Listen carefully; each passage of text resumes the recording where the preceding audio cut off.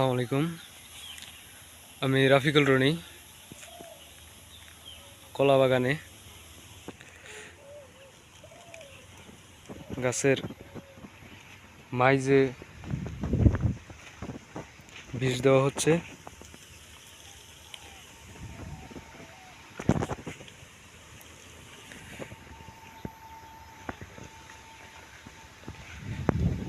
সে দানাদার বিষ।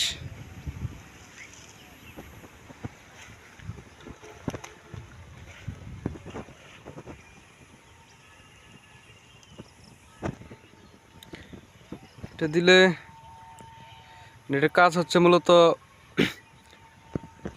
গাছের পাতাগুলো ফ্রেশ রাখবে, গাছের পাতায় যাতে পোকায় আক্রমণ না করে সেজন্য দেওয়া হচ্ছে।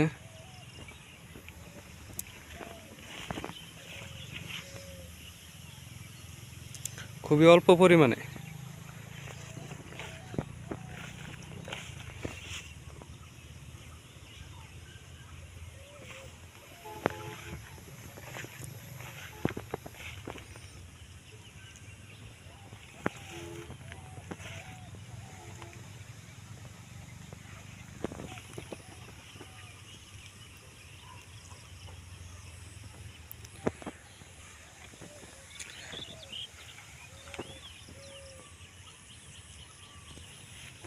কলা গাছের পাতা ফ্রেশ থাকবে।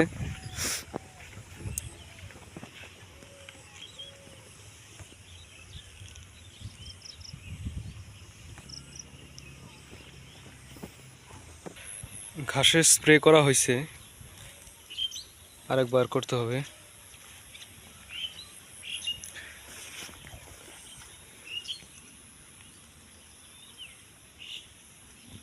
অনেকে গাছে স্প্রে করে, যে যেভাবে করে আর কি, এটা করলে আরও বেশি ভালো হয়। তবে আমি আমার বাগানে যেভাবে যত্নগুলো করি সেটাই দেখানোর চেষ্টা করতেছি। এইখানে একটা সবজি কলা গাছ রেখে দেওয়া হয়েছে।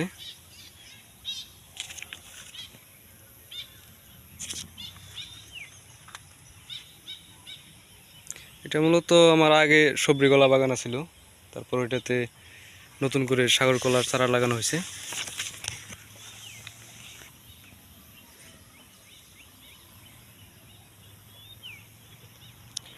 মাছটা যে ছাড়বে, মাছটা মানে একদম ফ্রেশ হবে আর কি।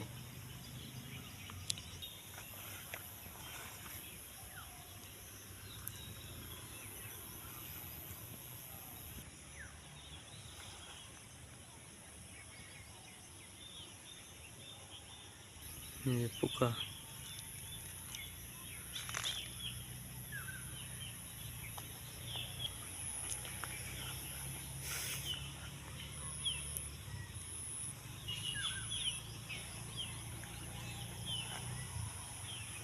খুবই অল্প পরিমাণে দিতেছে আর কি।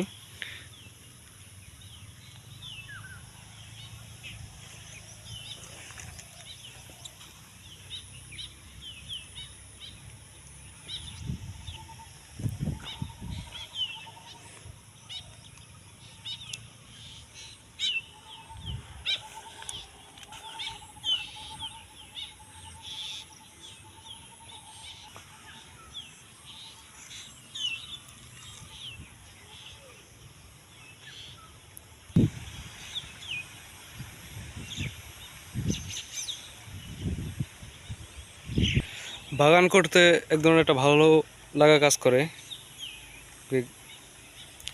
গাছের পরিচর্যা করতেও ভালো লাগে।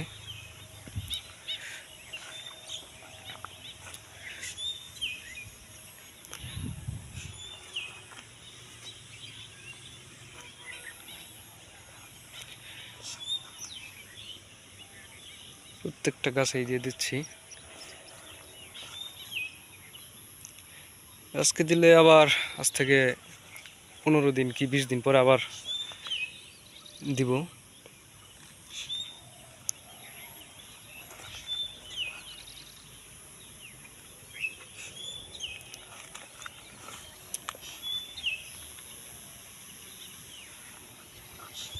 মূলত যত্ন হচ্ছে বাগানের কন্ডিশন অনুযায়ী।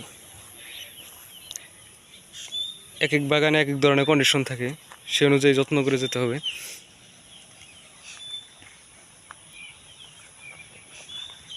এই গাছটা একদম ইয়ে হয়ে গেছে, এই এই দাগগুলো আর হবে না।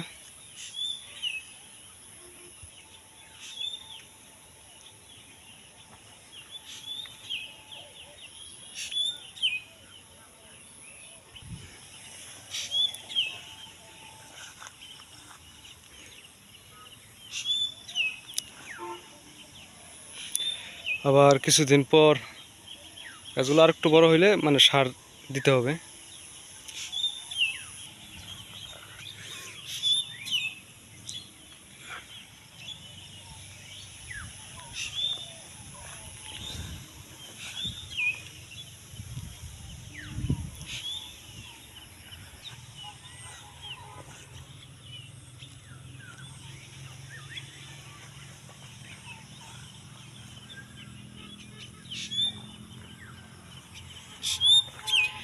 ছোট গাছ যেগুলা ওগুলাতে মানে দিতেছি না, যে গাছগুলোতে বড় পাতা ছাড়ছে আর কি, এই যে এরকম।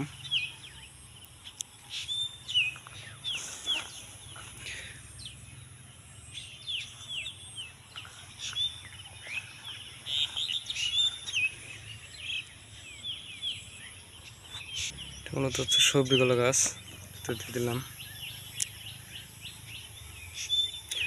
চারা দুইটা রেখে দিছি, একটা একটু বড় আর একটা ছোট, দেখা যাক কি হয়। কিনারায় যে সবজিগুলা গাছগুলো আছিল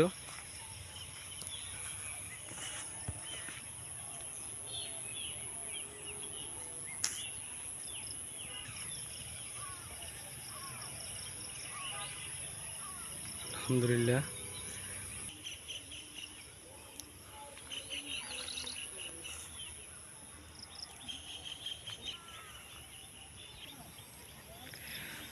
তবে যেটা আমি বরাবরই বলি যে ক্ষেতের কন্ডিশন অনুযায়ী বা বাগানের কন্ডিশন অনুযায়ী যত্ন নিতে হবে।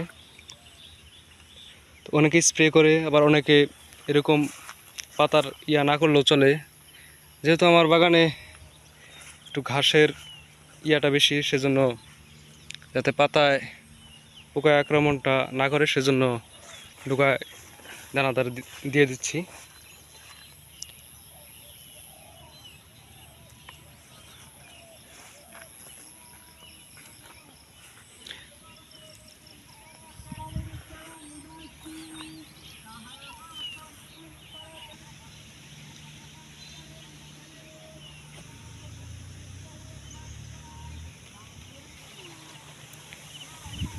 সম্মানিত ভিউয়ার্স, সবাই ভালো থাকবেন, দোয়া রাখবেন। আসসালামু আলাইকুম।